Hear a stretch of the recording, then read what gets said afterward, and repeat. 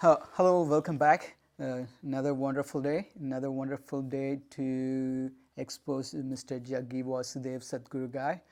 And in this video, he's going to define science and his so-called Vedic science. When he trying to do that, he's going to expose himself as a con man. So there's a person who's going to ask the question. For that, he's going to reply. That reply is going to define what science and yoga is science. And he says one thing, then he goes on to rambling about how everything is like a cosmic and we are part of everything, all just mumbo, meaningless word.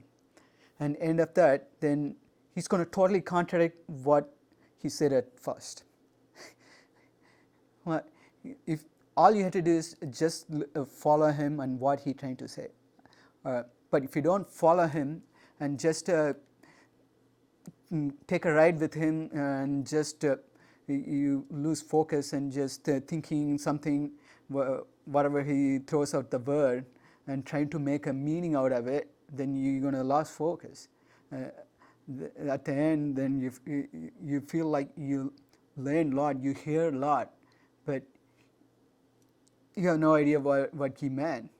But I'm going to try to help you and walk you through it and show you how he contradicted himself and just throw in all these mumbo jumbo meaningless words. And that's what con men do, to make people to believe that he knows something and he's offering you something, but at the end he does nothing. It's just he's buying trust from you and he's selling his brand and make rich himself. That's all he does.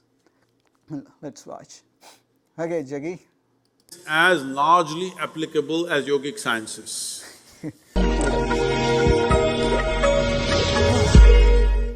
Okay, wisdom. Namaskaram. I am Shraddha Sadhguru. My question is, I am pursuing science, and when I talk about yoga and doing Shambhavi in my college, people kind of look down upon me, saying, "You are a science student. How can you talk about these things?" How can you live sensibly? And so in my first year, I used to feel very bad about it, but then I just left it. Now I have a question as to why there is such resistance in the youth about our own sciences. I mean, Indian sciences have been established by a deep understanding of everything. Why is there a resistance?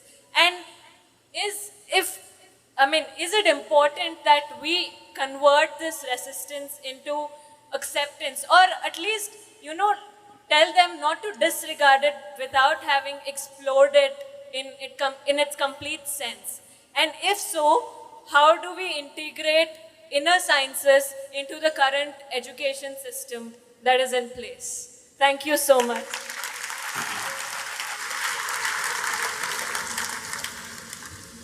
Say unfortunately today, we have a constipated perception of what is science or what is scientific.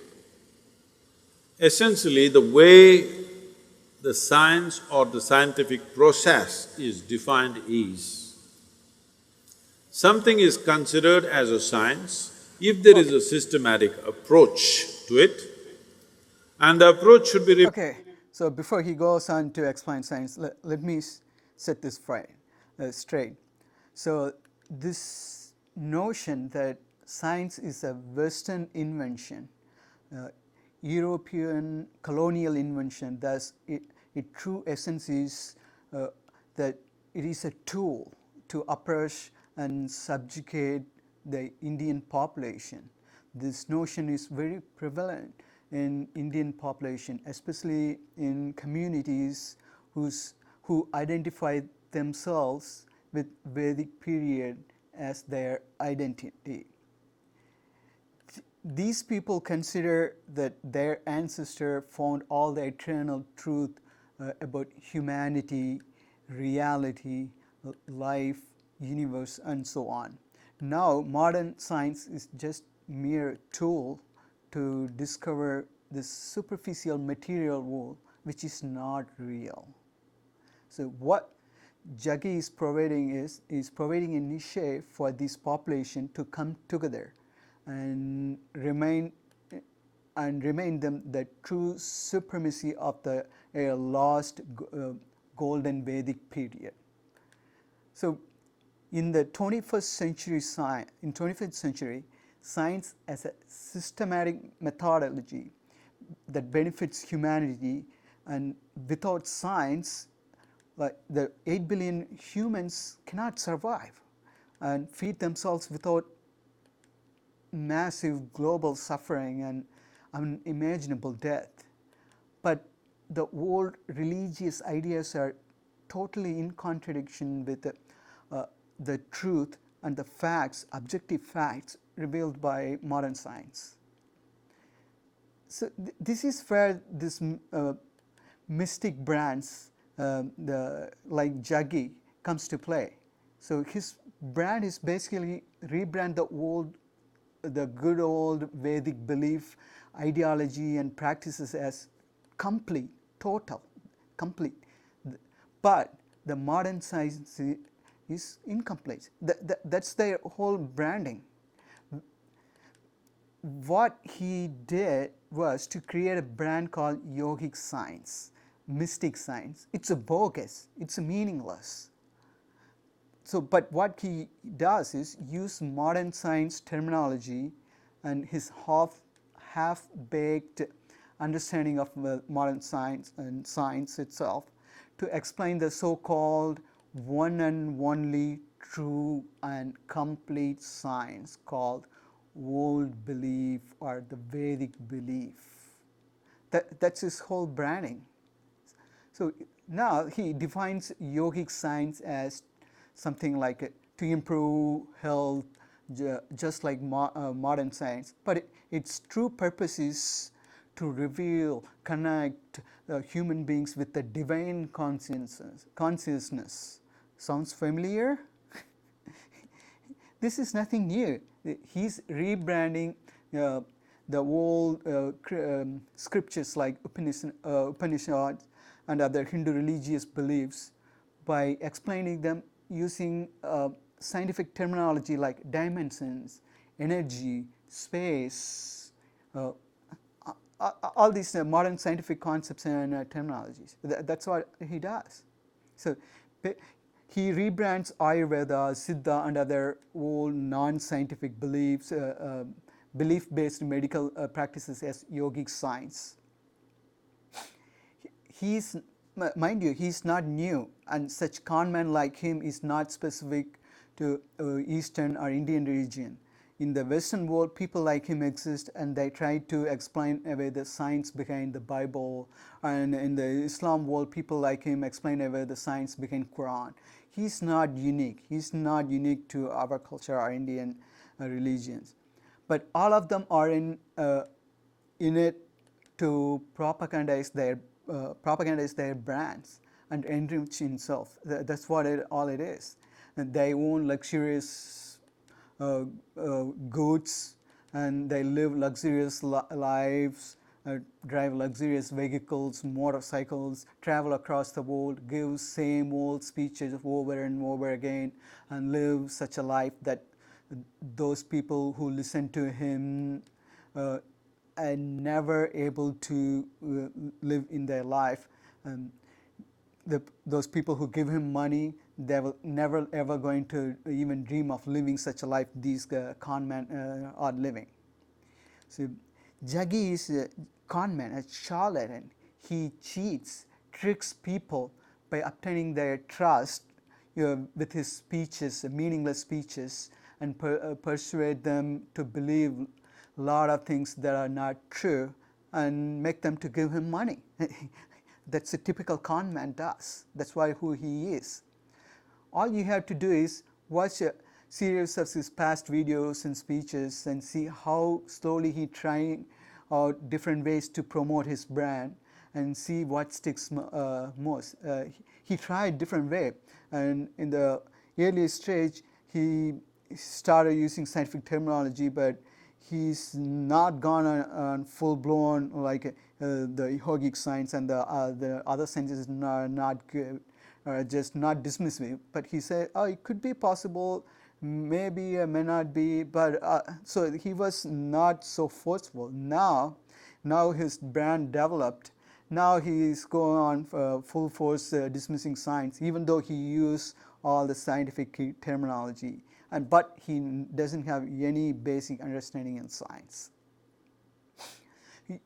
You can see in the West, so many people write self-help books, feel-good speech talks.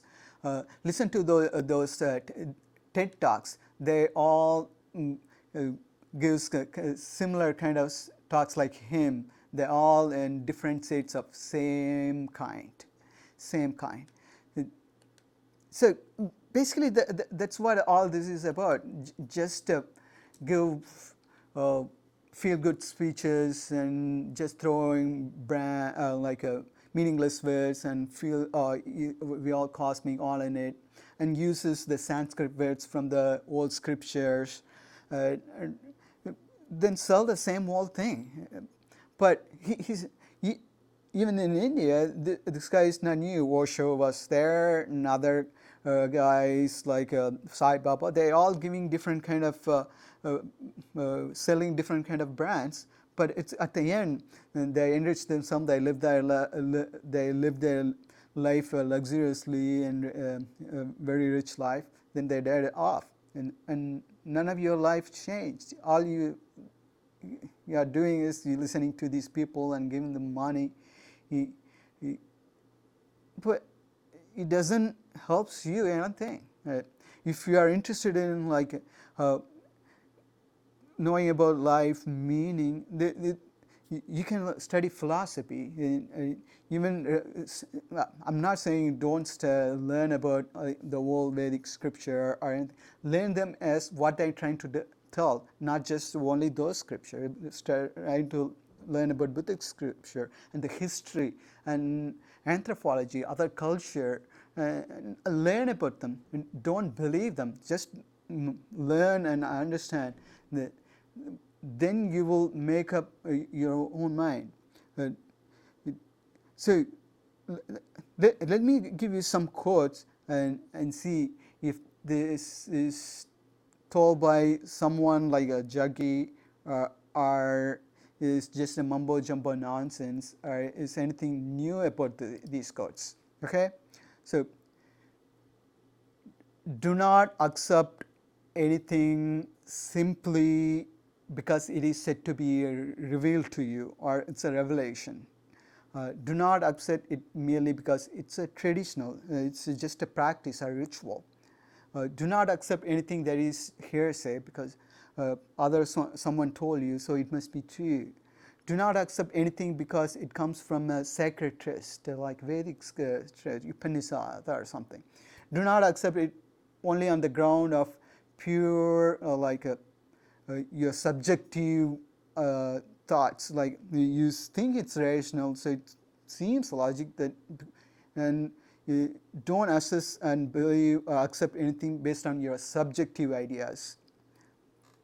Do not accept it because you agree with it after you thinking about it. Yeah, like someone's talking it. Yeah, I'm thinking about it, and so it must be. I gave a lot of thought, so I'm totally comfortable with it. So it must be true. Do not accept that it's on the ground that the teacher is competent. He's a good speaker. He gives coherent words, even though it's hard to understand. But I feel good about it, or simply because it is regarded as he's one of our own. The teacher or the speaker, he's one of our own. So it must be true. So if you want to find the truth, you have to learn and you have to think, and it has to come from you, within you. Does this sounds familiar? Does this something you can relate to? Or is the quotes sound something noble?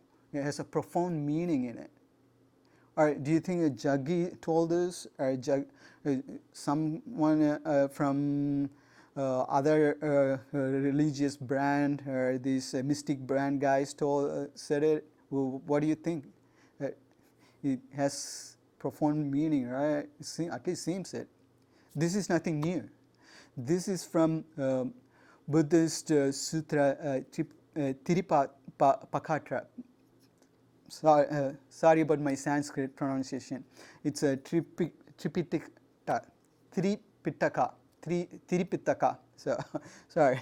So it's these quotes are attributed to Buddhist, and some of them to Buddha himself. So people search for meaning in life. So when a human species come as a civilization and attain the self-consciousness as a society, these questions arise. And that's why philosophy exists, and people in all civilization, all culture thought about it. It's nothing new. And learn about other culture and things, but just don't believe what this guy is saying. But here, what he's doing is just selling you a brand and no meaning. So, okay, so that's essentially what he does. So what I'm trying to do is exposing him as a con man. So he can tell you same thing like how to get meaning in life and how to live. So they all just feel self-growth. There's nothing subjective or nothing objective about it. So he said whatever he says, it makes sense for you and maybe gives meaning for you, or whatever I say might not give you any meaning for you. It doesn't matter. So that's not I'm trying to say whatever he's saying is meaningless. It won't give you any meaning. What I'm objecting is the use of science, the actual science. That's a methodology system to understand the objective reality and the truth. He abuses it. So he used that to sell his brand, and and he has no understanding of science. So that's what I'm exposing here. So let's see what he has to say now. Okay, go on, Jaggi. Repeatable, and the approach should work not just for me, should work for many people, then it is considered a science. So science is fundamentally physics, but there are other sciences which have evolved out of it. Biological studies are there, psychological studies are there, social sciences are there. So anything which has a systematic approach and is applicable not just to one person but to a larger number of people becomes a science or a scientific approach. In that sense, there is no science which is a larger application except physics. There is no other science, or even physics. There is no other science which is as largely applicable as yogic sciences. Oh gosh. Okay, so he's going to talk about some bogus yogic science. Before that, let's focus on what he said about science. And so the idea of what is science, he's partially true, but it's not totally true. But that means he didn't understand what science is. So science is the methodology. It's the systematic methodology to understand our natural world, in the objective fact, objective reality. So someone say, I give something to eat, food or some sweet or something, and you eat it and you say it's sugar, it's a lot of sugar, it's so sweet, and I eat it and I say it's not so sweet, and others say, oh, it's sour, it's bitter. So people can eat the same food and come up with a different explanation because they're all telling it based on how their senses tell them how it feels. Then what is the truth? What is the actual taste of that food? What is it? That's what science trying to do, to objectively find what actually it is. Does it matter if I feel and you feel all true at the same time? It's true for you, but what actually in it? So that's what science is trying to find out. So you can say how much sugar molecule in it, and the sugar molecule that goes into your blood, then it triggers sense, nervous sense, and you feel, you get the sense of taste. And the molecules that triggering your buds, number of buds, and how your brain interprets it differs. That's how all different people will feel differently. So in the objective fact is find out how much sugar molecule in that food. And it's not just I go and test it and find out this sugar molecule. Someone independent of me come and find and tested it, and they had to come up with the same answer. And they cannot just eat it. Oh no, I'm feeling this. That means they're subjective. So everyone independent of each other and test it, and they had to come up with the same answer. That's how you're going to find this objective truth, the reality, and the fact.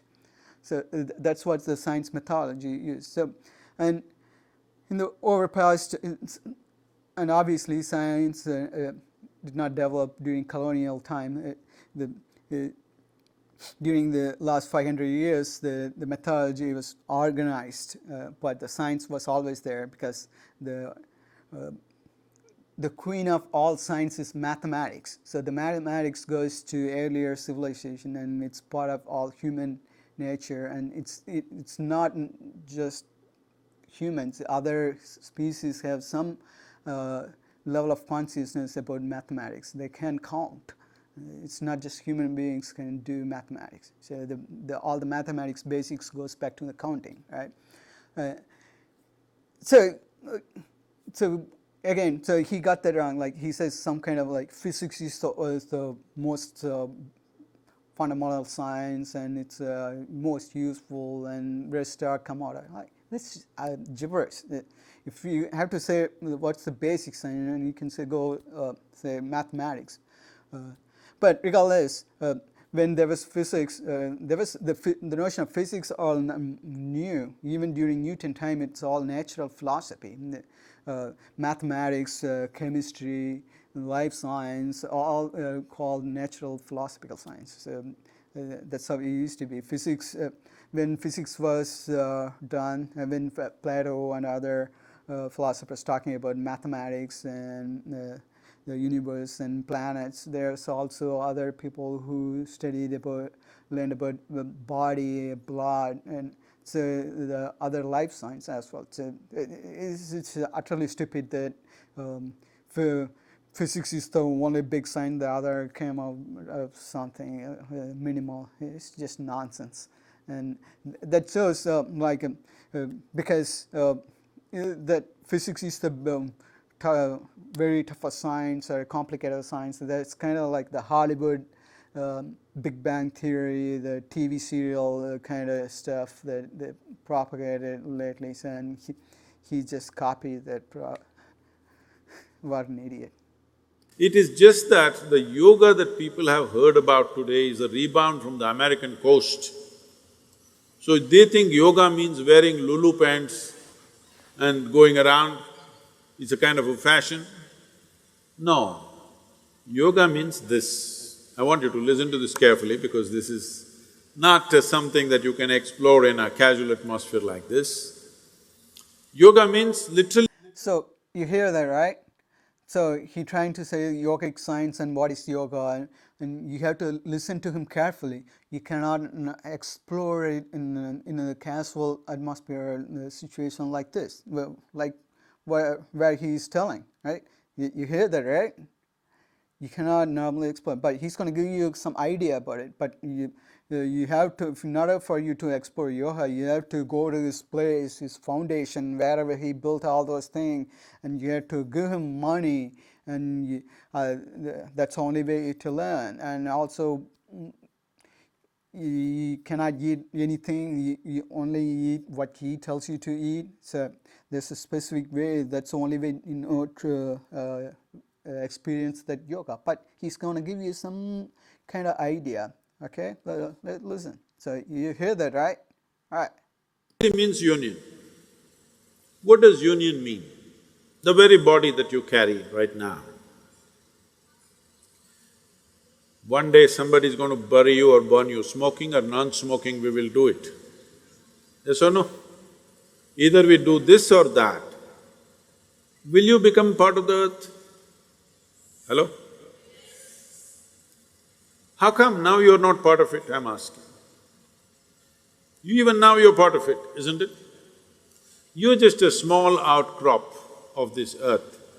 Only because you were given the ability to be mobile, you lost your sense. You thought you were a world by yourself.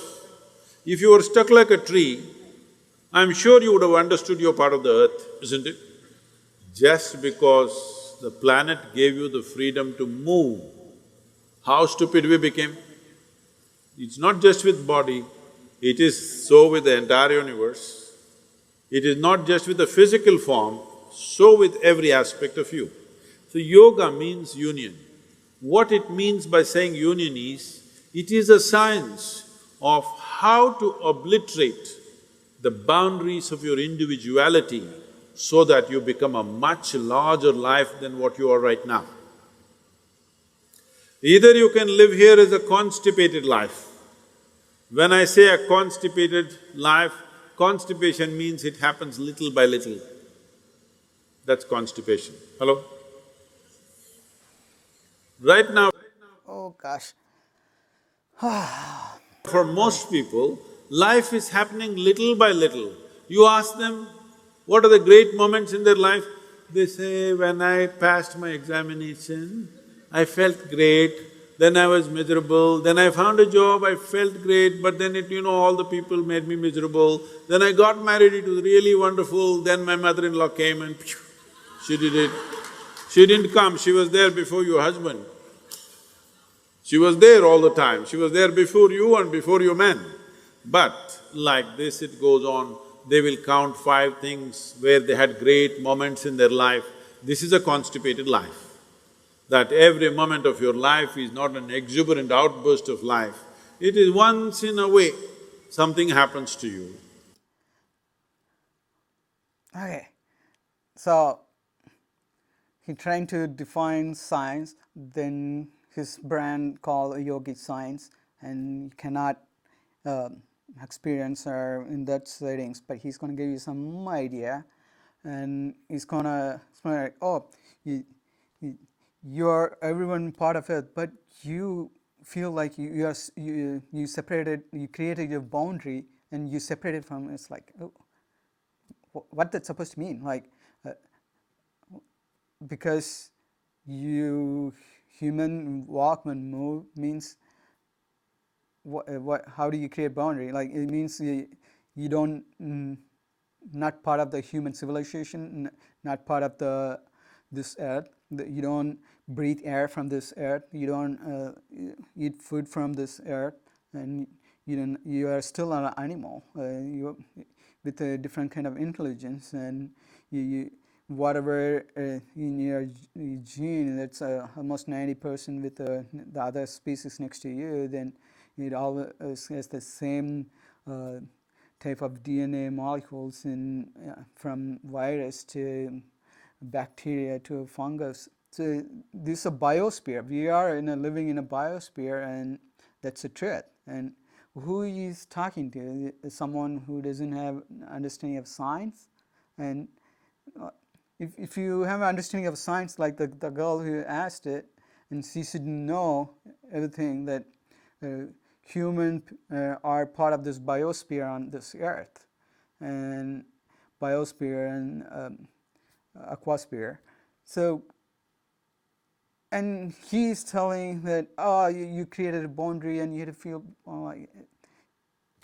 is this what you want from here, from this guy? And you think science doesn't give you full understanding of the ecosystem we live in and the biosphere, but if somehow he says yogic science creates a boundary, you have to break that boundary and you have to part.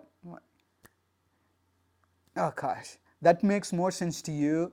Then you go and learn how the same DNA molecule translates into RNA and how there are so more genes that's common with fruit flies and other species and organisms. That doesn't give you excitement and learn the objective truth. That doesn't give you any excitement. But when this guy said you created a boundary and break the boundary via part and just some meaningless mumbo jumbo words, that makes more sense to you, and you call that our science? Unbelievable. Unbelievable. Constipated or no? No, you must say yes or no. Do you want to live a constipated life?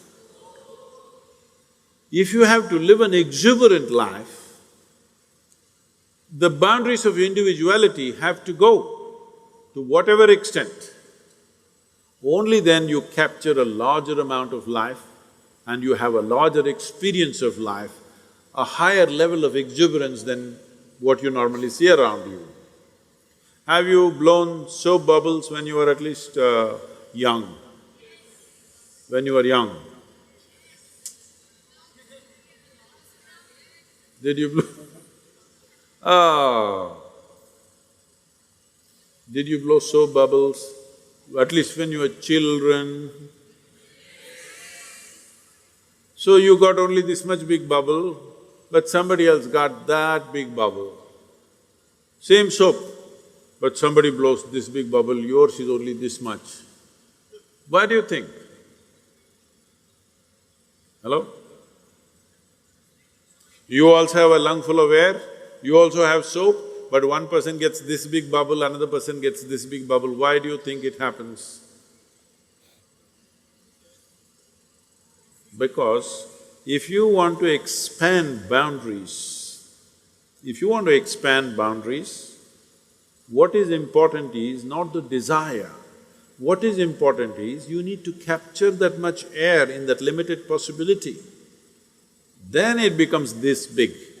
Similarly, this one. See, my body and your body are different. This is me, that is you. Till we bury, we don't understand, it's all the same earth. But right now, this is my body, that is your body, 100% clear. This is my mind and that's your mind, 100% clear. This can't be that, that can't be this. But there is no such thing as my life and your life. There is just life. How much life you capture determines the scope and scale of your life. Oh my gosh. Okay, if you want to talk about science, what he said about soap bubble, that's totally wrong, and that's not how it works. And you're not capturing air, trying to capture air into the bubble. That's why two people, they all try to blow the air, more or less more air. The reason it breaks is not like you forgot to give more air. Like the bubble doesn't have a consciousness on its own to think like, oh, it captures more, it's trying to capture less. Like every kids want to have a big bubble. And the reason it breaks is not that trying to capture less air or more air. Like, oh gosh. Anyway, if you are a student of science, you study, well, surface tension and everything in school, so you don't need to go and listen to this guy. So anyway, so granted, he talks as rhetorically, metaphorically, but leave the science aside. Even if he says it's metaphorically, he says capture more life. What that means? More life. Now you're creating a boundary, break the boundary, obliterate the boundary. Carry more life means what? Like, so this is the thing. So he's saying that, right? Then you're gonna think, you're gonna create meaning from his words. Yeah, that more meaning life means I have to get more happiness from everybody, not me. And you're gonna create your own meaning. Another person think, he listened to the same words and he think, yeah, I'm part of this earth, life is here, there's so much time, so and there's a profound meaning in it. So that person going to create their own meaning. Everybody are going to create their own meaning. So eventually it's not coming from him. You yourself creating meaning based on the meaningless words he throw out. And that's a yogic science. It's not a science. It's just feel good and make yourself feel good talk. That's what it is. There's no objective reality. Then he's not telling you any truth. He's throwing you words so you make a big garland out of it. That's what it is. Nothing else. Not how much information you capture, how much life you capture will determine the scope and scale of your life. So if this has to happen, you have to breach the concretized boundaries of your individuality and push it. When the boundaries are dissolved, then we say you are in yoga. If one experiences the dissolution, then we refer to that person as a yogi. Well, how far each individual is going to go is subject to various realities. But at least, should you not make an effort, a scientific and focused effort? So, this is the thing. He says scientific and focused effort, scientific. So, he uses the word scientific as he knows science, and like as he understood science, and this what he's telling is objective reality, objective fact, and objective truth. There's nothing objective about what he's saying. He's just throwing out words. If you're going to ask the same question like later, you're going to come up with a different answer or different words, and you're going to think, oh, he's answered it, and you got the meaning out of it. Actually, you didn't get meaning from him. You're going to make your own meaning out of the gibberish words he throws out, meaningless words he throws out. So that's what it is. It's not science. That is not science. It's not. It has nothing to do to find out what actually happening or what actually the answer is to the question asked. So why do you listen to it? If it's all about self-care, feel good, that's fine. But don't abuse science. Don't use the scientific terms and the science to legitimize yourself. And he does that, and he enriches himself. And you're going to be poor, and you're going to give him money. As to how to breach these boundaries of individuality which we ourselves created. Hello? All your boundaries are created by you, isn't it? You create the boundary and you suffer the boundary. What kind of life is that? If nature created the boundary and you're suffering that, that's understandable. You create your own boundary because of self-preservation. In pursuit of self-preservation, you build walls. These walls of self-preservation will become walls of self-imprisonment. If you don't want that, you need yoga. Oh, should I twist? Should I turn? Should I stand on my head? No, yoga does not mean twisting, turning. You can breathe and do yoga, you can walk and do yoga, you can talk and do yoga, you can read and do yoga, you can sleep and do yoga, you can stand and do yoga, you can do yoga in whichever way. There is no specific activity, it's a certain dimension. What is the dimension? Unfortunately, once it goes to United States, they will reduce it into a specific activity and Lululemon pants you have to wear. Otherwise, no yoga. People keep asking me, even yesterday somebody asked me, Sadhguru, how many hours of yogasanas do you do? I said, 20 seconds. What? Only 20 seconds? Yes. Actually, it's true. I do only 20 seconds of sadhana every day. I wake up in the morning, if I sit up, just 20 seconds, I'm done. Then I don't do yoga rest of the day? No, I live yoga because my entire life is to constantly wipe away the boundaries within myself and within everybody else. This is yoga. What we're doing here is yoga right now. Did you hear that? What we're doing is yoga right now. Does this contradict what he said just a while ago? That you cannot explain or experience this in these settings, but what we're doing, what here is yoga right now. Oh my gosh. Did he forget he set out a different set of rules before and now he's contradicting? What a con man. That's what happens. Like after you talk about just meaningless word, you lost yourself. Oh gosh. Yogi, you are losing your plot. Even now you're part of it, isn't it? You're just a small outcrop of this earth. Okay, let's go Only back because… what actually he said it in the first time. And he trying to explain what science and yogic science. Hello? Yoga. Okay, let's right go. now. As largely applicable as yogic sciences. It is just that the yoga that people have heard about today is a rebound from the American coast.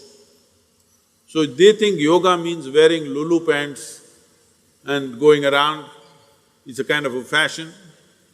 No, yoga means this. I want you to listen to this carefully because Listen to this carefully.